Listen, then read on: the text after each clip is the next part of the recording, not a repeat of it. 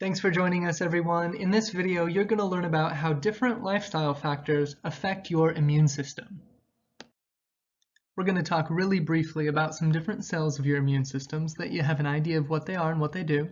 We're going to go over 4 different aspects of lifestyle: nutrition, sleep, exercise, and meditation and mindfulness.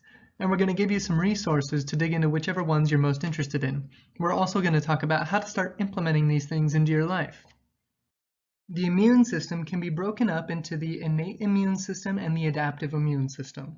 Innate refers to the immune cells that are just always there and always working. They're non-specific. They just launch general attacks on invading pathogens to get rid of them. They can eat the pathogens or destroy them with chemicals or enzymes. Adaptive is pathogen-specific. When you come into contact with a new pathogen, your body will remember it and be able to launch an attack faster and more efficiently next time you encounter it. T cells can be generally broken down into helper T cells and cytotoxic T cells. The helpers release chemicals called cytokines to direct the cytotoxic cells to destroy particular pathogens. B cells differentiate into plasma cells and can release immunoglobulins, or antibodies, that can attach to pathogens to mark them for destruction.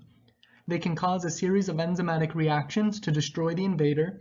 They can increase the phagocytic activity of neutrophils or macrophages, and they can stimulate the natural killer cells to destroy the targeted pathogen. The immune activity will cause an inflammatory response in your tissues. That's that red, swollen, hot pain that you've likely experienced before. Now, short term, this is normal and good. It just shows us that our immune system is working to defend us. Long term, though, this can lead to excess tissue damage and is associated with an increased risk for various problems like cardiovascular diseases and autoimmune diseases. So it's important that our immune response be swift and efficient in taking care of the problem and that it resolves quickly. We then would want to do things that strengthen the immune system to take care of pathogens quicker, while at the same time increasing our ability to resolve the inflammation that's caused. What's cool is that we can use something we already do about 3 times a day to help us: nutrition. The review study I have referenced on this slide outlines some takeaways I want to bring up. These researchers wanted to see how fruit and vegetable intake affected inflammation in the immune system. Upon looking at 83 studies, the gist of the review are that the more fruit and veggies one ate, the stronger their immune system was and the less inflammation they had. Now, some of the foods they looked at decreased inflammation, some increased immune cell count, and some increased the killing ability of those immune cells. Interestingly, and with very few exceptions, it wasn't like all those foods did all those things. For instance, blueberries did not decrease inflammation, but they did increase immune cell count. And broccoli did not increase immune cell count, but did decrease inflammation. With that, I'd like to suggest that eating a variety of fruits and veggies is ideal and will help you the most. Now, we don't know every mechanism about how this happens, but we do know some things. Fruits and veggies are high in things like fiber, folate, vitamins, and phytochemicals like carotenoids and flavonoids, and so much more.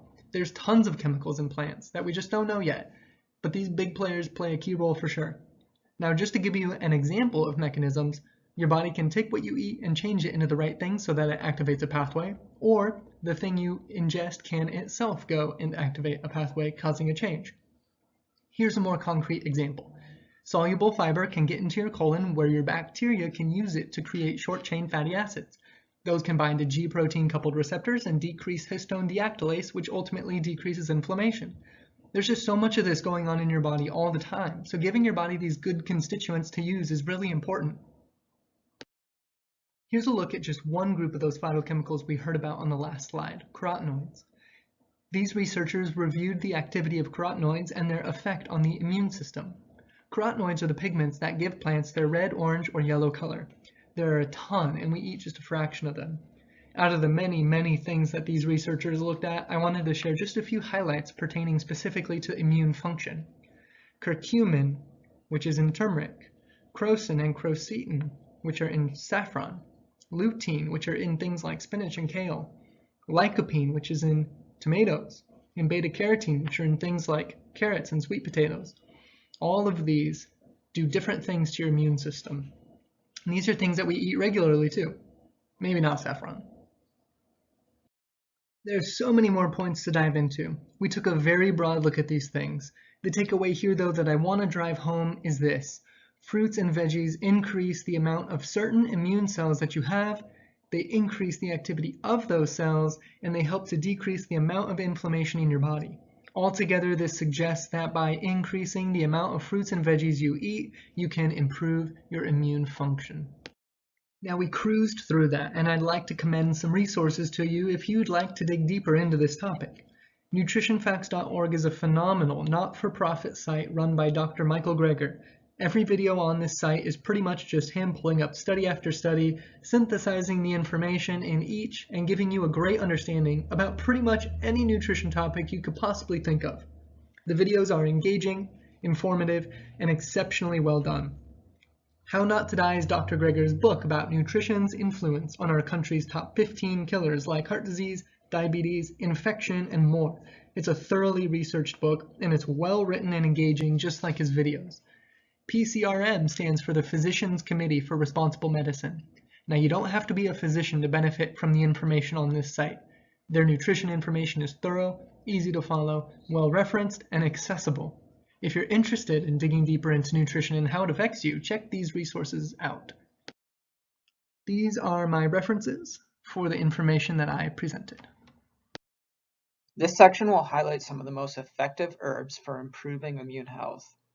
Without a doubt, herbs and supplements can do wonders for the immune system, but only if they're used correctly.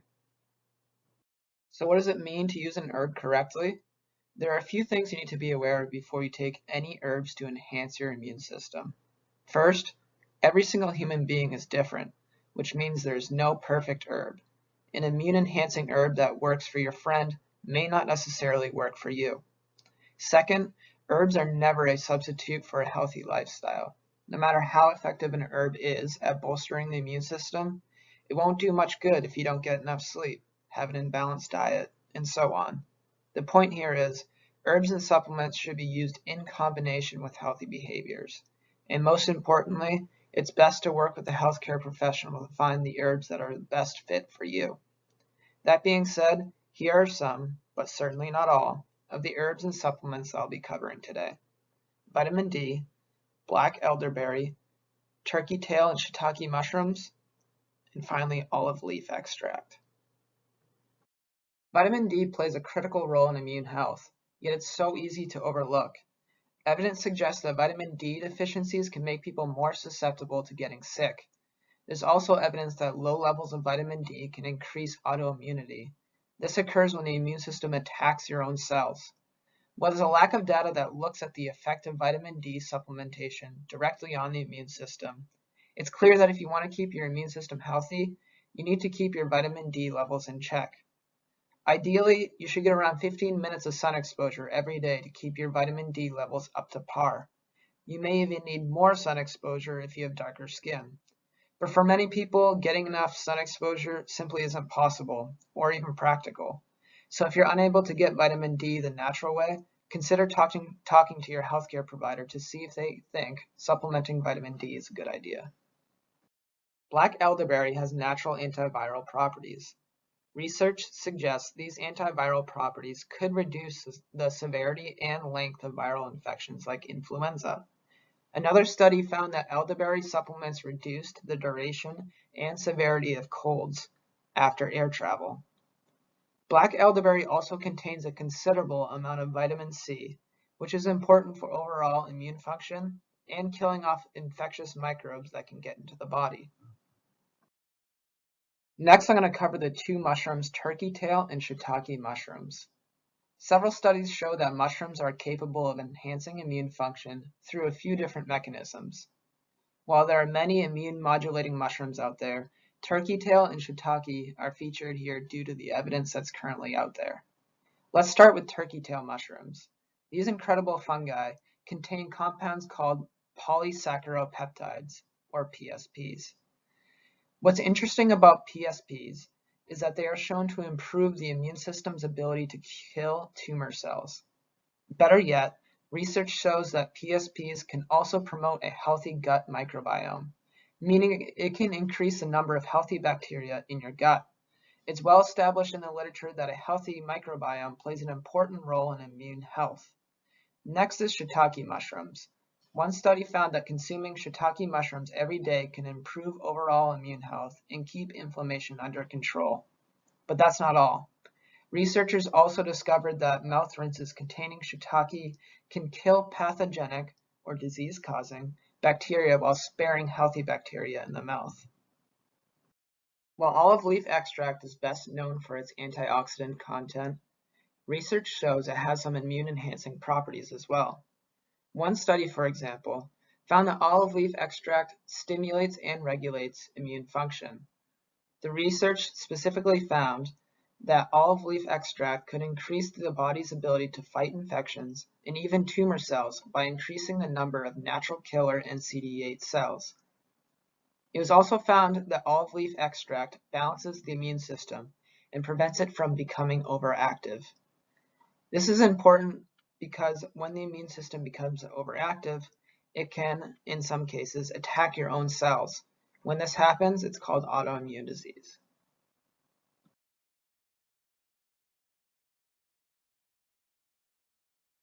So now we're going to look at the innate immune system in sleep.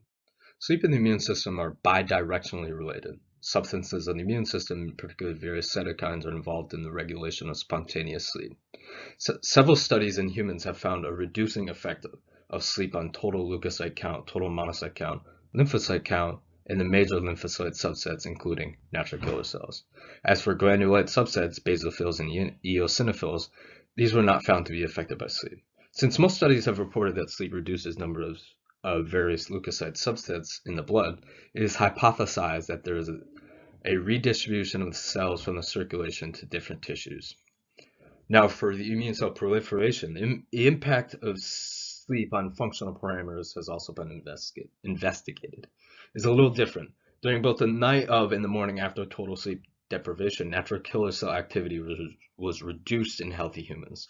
So this is just suggesting a supportive effect of sleep on this functional immune parameter, as well as ROS production in neutrophils was reduced after one night, but there was no impact on the phagocytosing capability of neutrophils.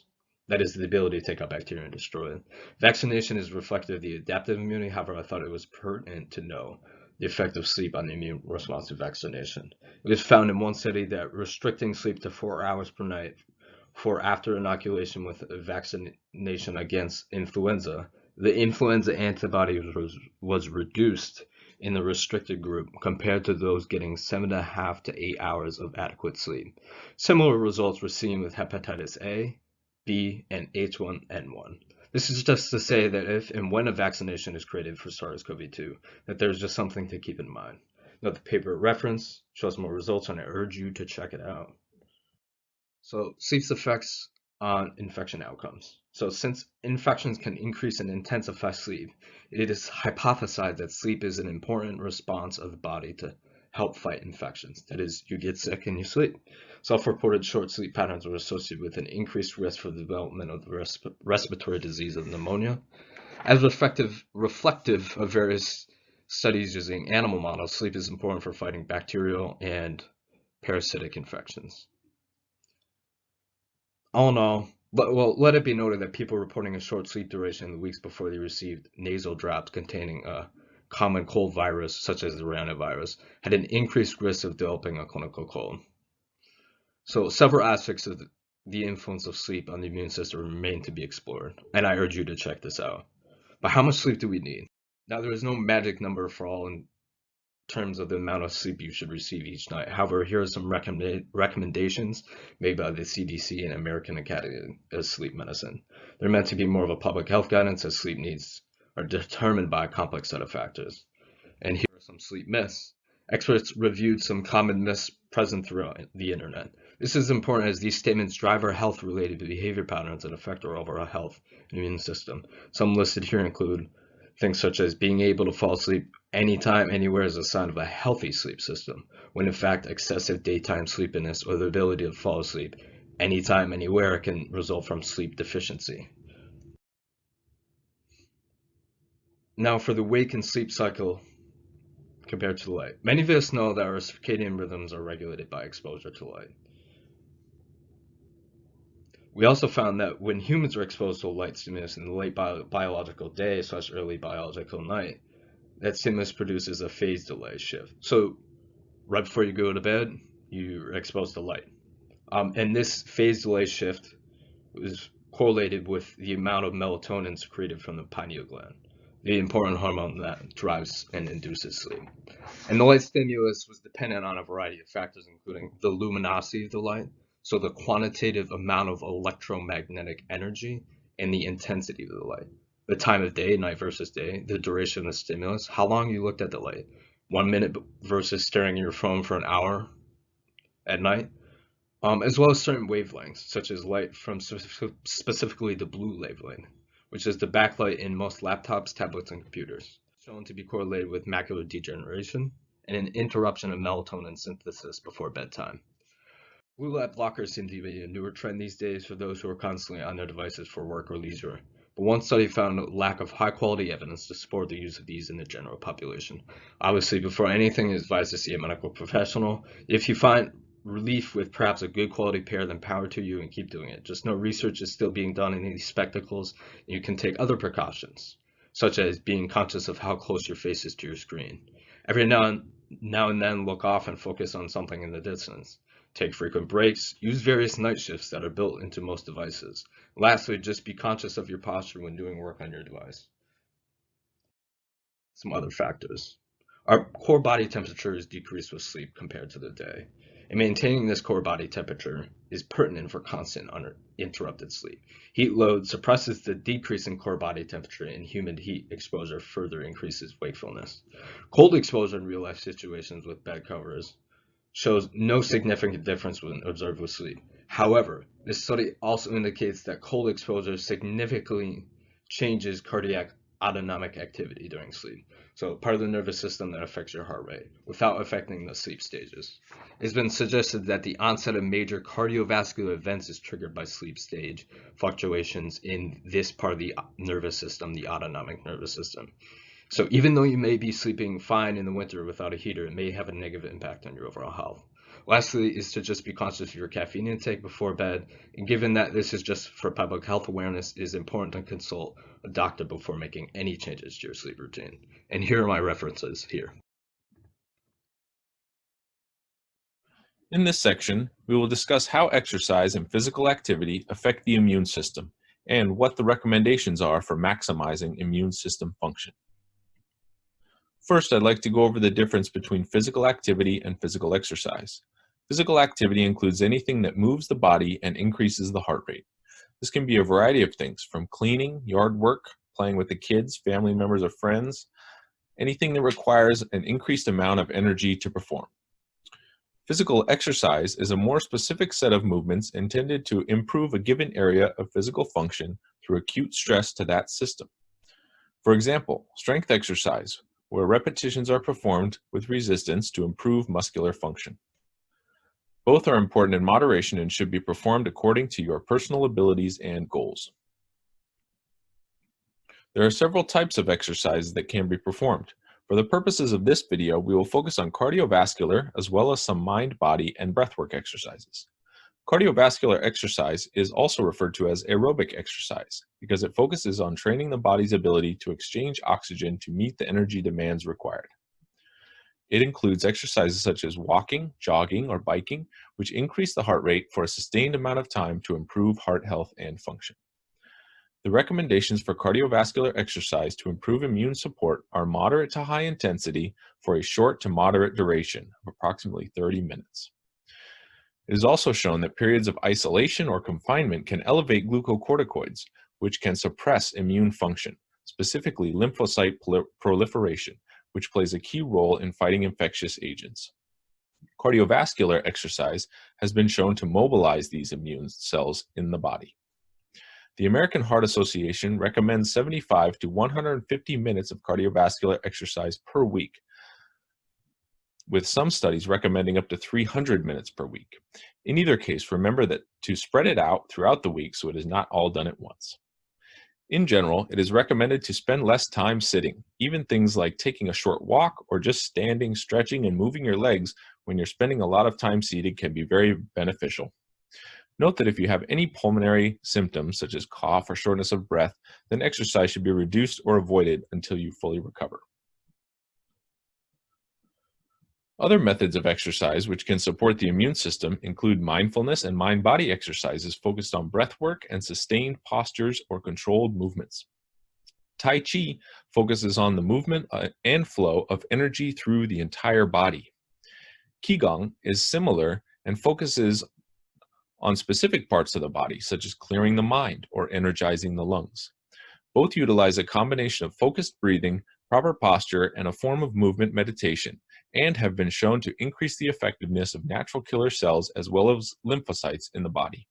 These behavioral interventions, specifically focused breathing with movement, can positively affect the autonomic nervous system and balance neurohormonal secretions in the body. Yoga is another popular method of exercise, which one study showed that when combined with meditation, has a powerful effect on the body, including but not limited to decreasing cortisol, as well as increasing telomerase, which is involved in maintaining the structure of our DNA. Pranayama yoga is a type of yoga specifically focused on the respiratory system and has been shown to be beneficial across all age groups. Some specifics regarding the immune response to exercise include the increase of certain white blood cells, which help prevent the spread of viruses and cancers. It should be noted that prolonged high-intensity exercise can actually decrease these white blood cells to below baseline immediately following exercise. However, in a 2018 study, it was noted that meditation can reduce the recovery period suppression of the immune system following exercise and could be incorporated following any prolonged exercise to help promote a positive balance of these important immune cells. Another study showed that a single bout of exercise, 30 minutes, at 60 to 65% of heart rate reserve, increases specific immunoglobulin cells, which appear during immune response. To summarize some of the key points regarding stress and immunity, it should be remembered that while acute or short-term stress can enhance immune function, long-term or chronic stress can lead to immune dysfunction. So keep exercise sessions to a moderate durations, as previously noted. Finally, here are some further recommendations regarding exercise to support immunity. First and foremost, ensure that you are exercising in a safe environment. If you are just starting and or have any questions, you'll want to check with a qualified health and fitness professional before you start. Also, exercise is only recommended to asymptomatic individuals. If you are unsure or have any questions, be sure to check with your healthcare professional. From there, be creative and remember that physical activity can be just as beneficial as physical exercise. Avoid prolonged sitting and try to incorporate movement throughout your day. Finding activities or exercises that you enjoy doing can go a long way in helping maintain a healthy body and mind.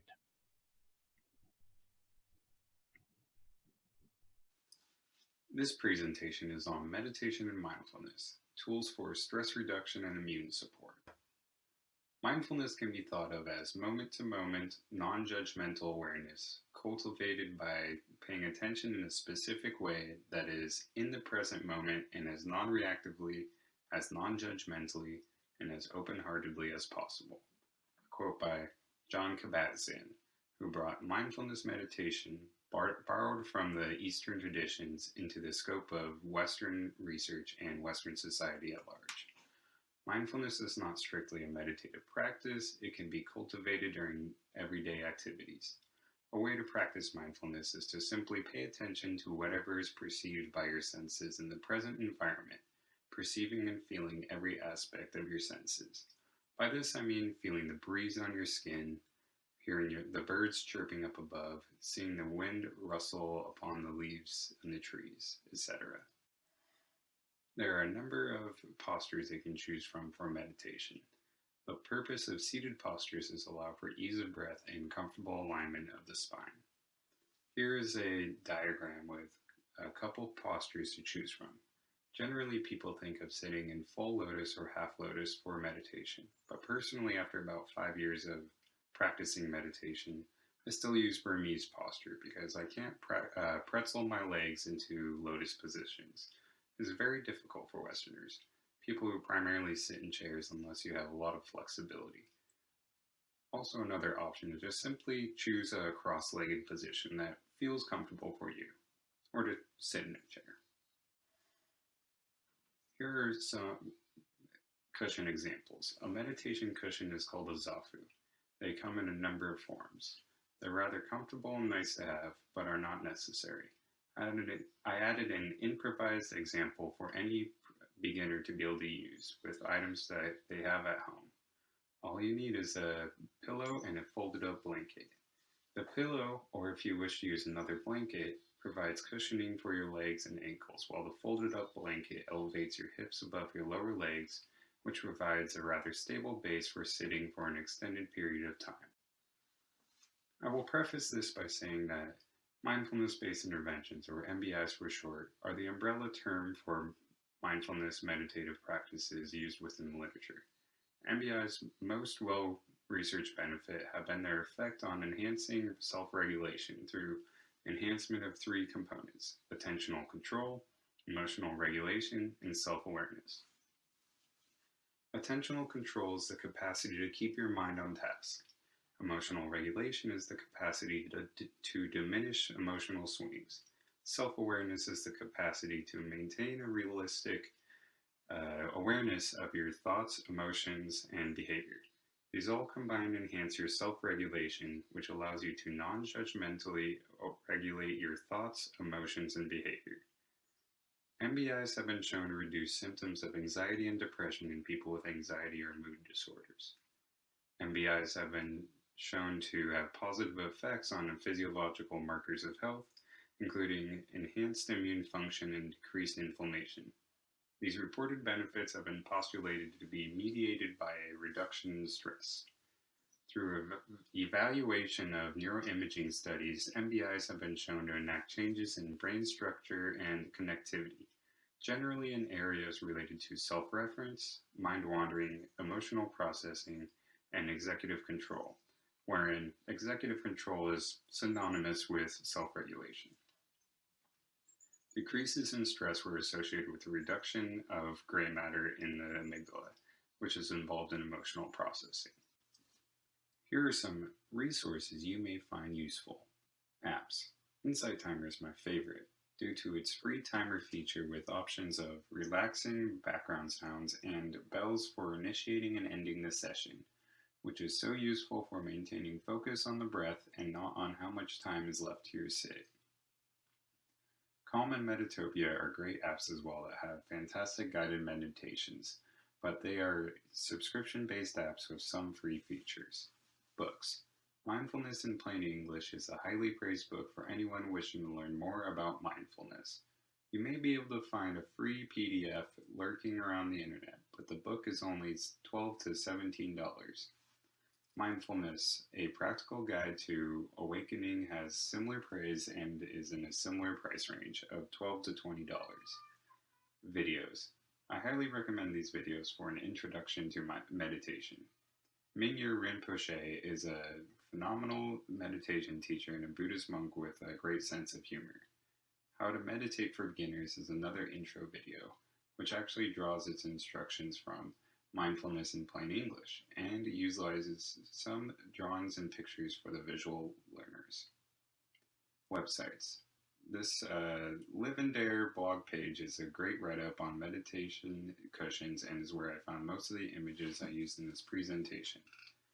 The Reddit community page for meditation is a solid source and community hub for information on meditation. This specific FAQ page is rather useful for a beginner with questions. Here's a list of references I used in this presentation.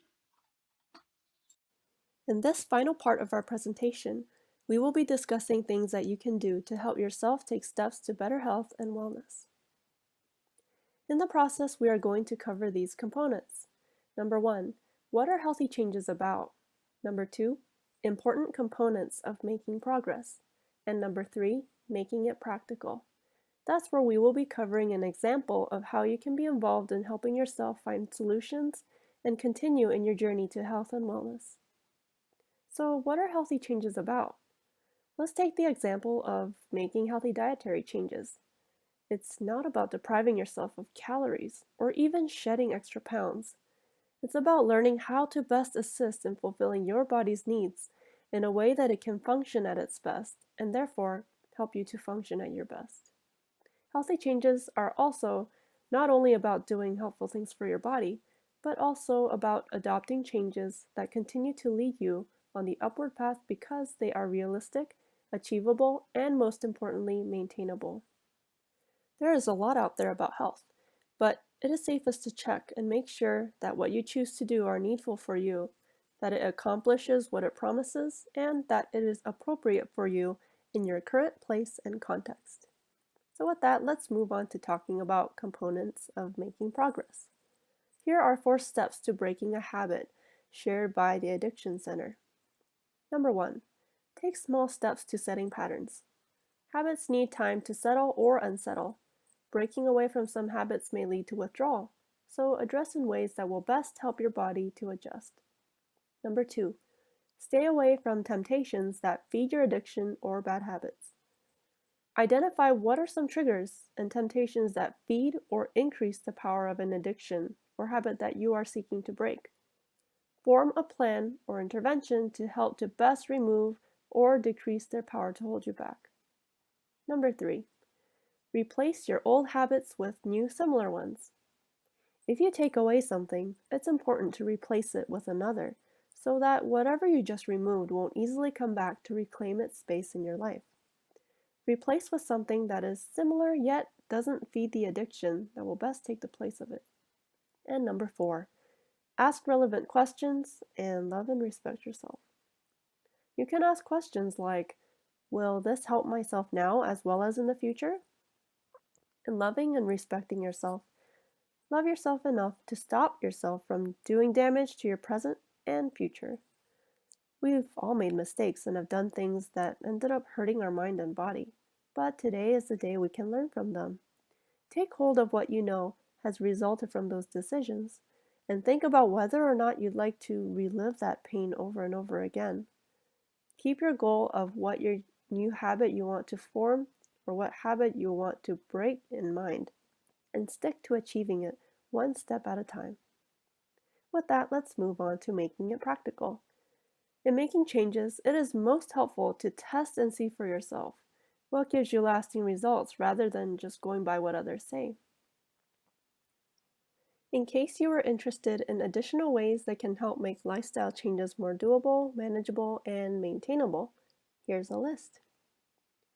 Having a solid, meaningful purpose, spiritual life, claiming Bible promises and prayer, social support, being creative, utilizing something you enjoy doing to help weaken the power of an unhealthy habit or craving, addressing stressors in ways that help guard you against risky choices, disease, and unhealthy thought processes, taking time away from electronics to decrease stress and depressive symptoms, spending more time in nature, useful apps, avoiding comparing yourself to others, working with a buddy or an accountability partner, and practicing positive, realistic self-talk.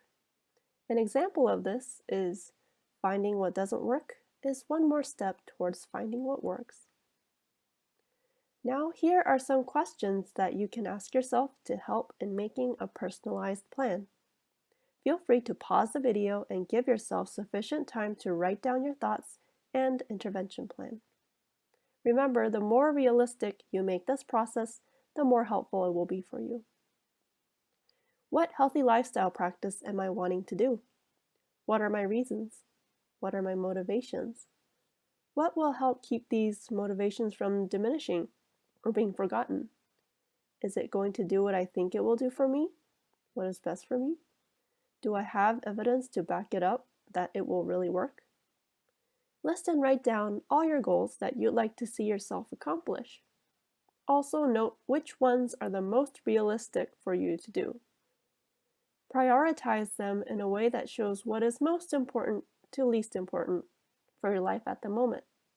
Then just choose 1 or 2 at most to practice doing the upcoming week. Remember, quality is more important than quantity. Think about possible obstacles you would face in maintaining that goal, and write down possible realistic interventions that you believe will help you to avoid or disarm the power of each obstacle. Take the time to put your own intervention plan to the test. Take note of your experience and objectively assess what happened. What worked? Why do you think it went well? What didn't? Why didn't it work or work as well as you would have liked it to? What were your obstacles? Anything that you think might work better in helping you to accomplish and maintain your goals? In taking notes, categorizing separately what is your subjective information, your feelings and thoughts, from your objective information, the things that played out, helps bring more clarity to understanding your experience and what happened, and it will give you further platform to eliminate possible extreme or inaccurate interpretations of your own progress. Once your body gets in a routine and when you feel comfortable with your new habit, add one more goal and repeat the process of planning and asking relevant questions. For closing remarks, it's important for each of us to remember that in our individual journey towards health and wellness, there will be both good days and not so good days. We will meet disappointments and gain victories. So, in the process, don't forget to give yourself enough grace and space to grow.